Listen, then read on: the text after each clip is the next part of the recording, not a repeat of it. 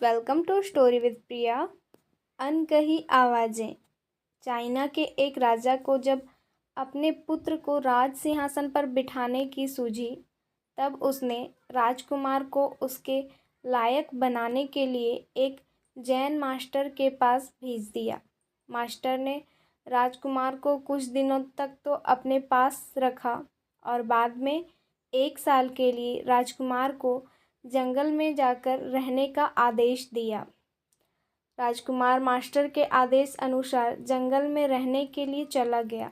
अपने राज्य में ऐशो-आराम की ज़िंदगी जी रहा राजकुमार शुरू के कुछ महीने बड़ी तकलीफ़ में जंगल में रहा। बाद में उसे धीरे धीरे उस जंगल की आदत हो गई।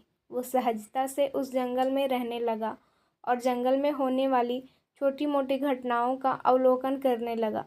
देखते ही देखते 1 वर्ष बीत गया और राजकुमार वापस अपने मास्टर के पास लौट आया। मास्टर ने राजकुमार के लौटने के बाद उससे सबसे पहले एक सवाल किया कि मुझे बताओ, तुमने जंगल में क्या क्या सुना?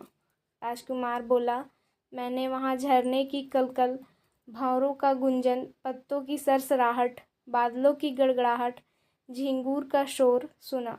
राजकुमार इतने पर नहीं रुका और उसने हर उस आवाज़ के बारे में जैन मास्टर को बताया जिसे उसने जंगल में सुनी थी। जैन मास्टर ने राजकुमार से पूछा, और क्या क्या सुना तुमने? राजकुमार बोला, मास्टर, मैंने अपने आप को उन सभी आवाज़ों के बारे में बता दिया जो मैंने सुनी थी। मास्टर ने राजकुमार से कहा, ठीक है, तुम दोबारा उसी जंगल में जाओ और वहाँ से तभी वापस लौटना जब तुम्हें पहले सुनी आवाज़ों के अलावा कुछ नई आवाज़ें सुनाई दें। पूरा 1 साल जंगल में बिताने के बाद राजकुमार यह सोच रहा था कि अब उसे अपने राज्य में वापस जाने के लिए मिलेगा, लेकिन मास्टर ने उसे फिर से वही जाने का आदेश दे दिया। बेमन से राजकुमार फिर से उसी जंगल में वापस लौट गया। कुछ दिनों तक राजकुमार को कोई भी नई आवाज़ नहीं सुनाई दे रही थी। वह जो भी आवाज़ सुनता उसे लगता, यह तो मैंने पहले भी सुनी है। वह आवाज़ वह कई बार सुन चुका था। फिर राजकुमार ज़्यादा ध्यान देकर और पूरी तरह समर्पण से अपने आसपास की हर आवाज़ पर गौर करने लगा। धीरे धीरे राजकुमार को ऐसी ऐसी आवाज़ें सुनाई देने लगी जो उसने पहले ज़िंदगी में कभी नहीं सुनी थी। कुछ दिनों तक उन सभी आवाज़ों का अभ्यास करने के बाद राजकुमार अपने मास्टर के पास लौट आया। राजकुमार इस बार बहुत प्रसन्न चेहरे के साथ अपने मास्टर को उन सभी आवाज़ों के बारे में बताने लगा जो उसने इस बार सुनी थी।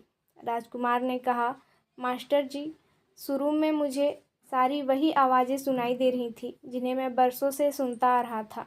फिर मैंने ज़्यादा ध्यान लगाया तो मुझे वो आवाज़ें भी सुनाई देने लगी जो आमतौर पर सभी को नहीं सुनाई देती। मास्टर ने पूछा, कौन सी आवाज़ें?